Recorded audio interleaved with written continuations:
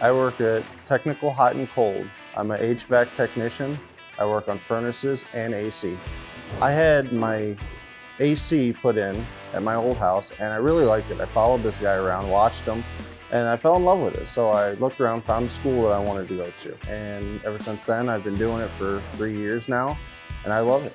Going to MIAT was a blast. I had so much fun. The teachers were awesome. Working in the shop was one of my favorite things. We got to work on older furnaces, newer furnaces, got to meet a bunch of new students, which became a little team basically. It was like your own little shop. And it was really, really cool. What I learned helped a lot. I learned so much that when I got here, it was a different atmosphere, like I had said, but it really helped. I've even gone back to the school to see my old teachers just to say, hey, what's up, you know, and they've told me to talk to the new students and tell them what my experience was or where I work now. When I was in high school, I struggled. And when I got into MIT, I was like, I'm not doing this. I'm gonna bust my butt. This is my career, this is my life.